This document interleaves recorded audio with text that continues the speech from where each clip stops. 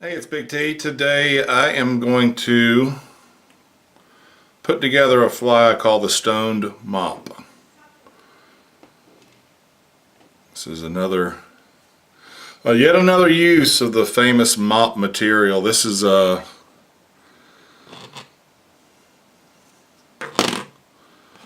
size 10 jig hook with a 4.0 millimeter brown tungsten bead. Start out with some brown 70 denier thread, and we're going to wrap that all the way to the back of the hook. We're going to take a piece of medium round golden stone rubber, and I'm going to segment that into 4 pieces that are approximately 2 inches long.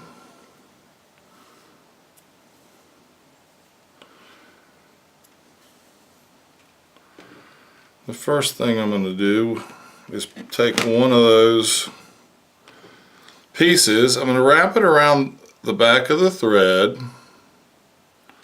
pinch it and take a look and make sure I've got the ends fairly even. When I feel like I do, I'm going to hold it in my left hand and bring the thread up and around. Okay?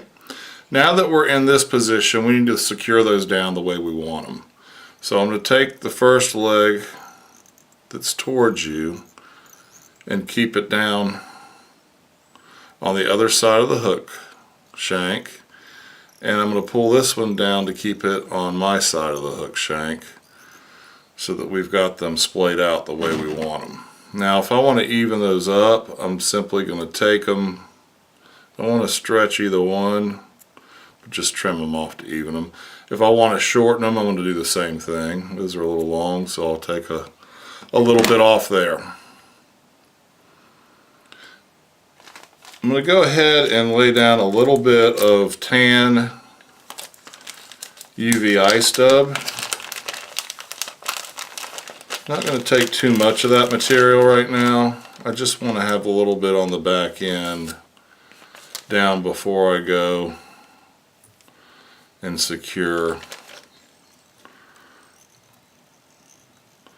the mop material. So we'll take some of that down on the back. Then I'm going to get a piece of tan mop .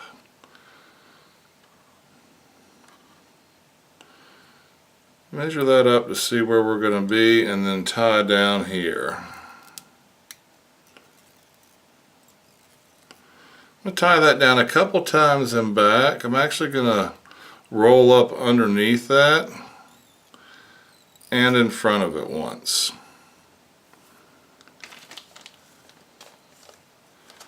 I'll grab a tiny bit more eye stubbing, noodle that on, and come up.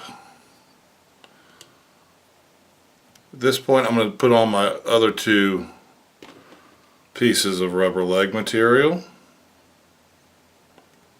Again, wrapping behind the thread and then evening up those ends. I'll come around to this side of the hook shank and secure that down with a few thread wraps. Grab another piece and repeat, except this time I want to keep these on my side of the hook shank and tie them down. Now we're going to grab some more of this tan UV eye stub and get a fairly decent sized noodle, a couple inches long, and we want to wrap this around, making sure we keep the legs in the position we want them. Once we've got the back legs secured, we're going to take these front legs, bring them back a little bit,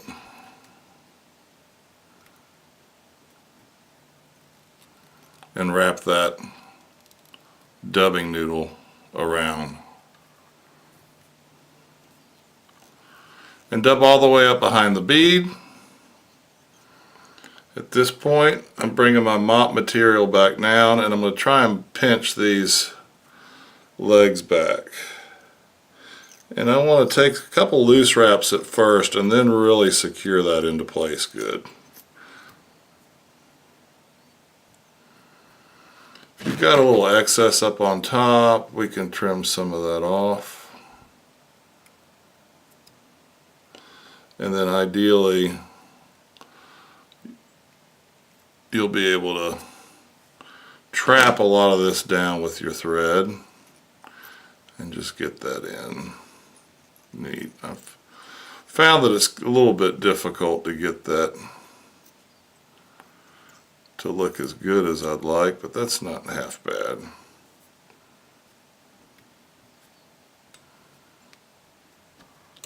Got rubber legs going everywhere. Alright, so now I'm going to take my last piece of round rubber and I'm going to lay that on the side here. Make a few wraps securing it in place. Bring it up and over.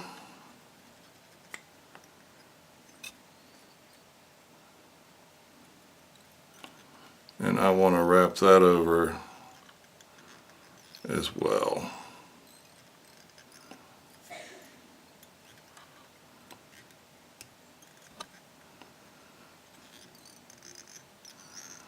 These are uneven, so again I'm going to take them the two together, pinch them, even them out. Lastly, I'm going to take one more small piece of the ice dubbing to cover up. That may not have been quite enough.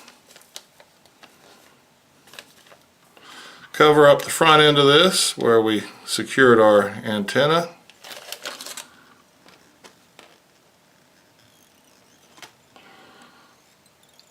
Come in front, and then at this point in time you can whip finish this sucker. We're going to go behind the bead and in front of our antenna.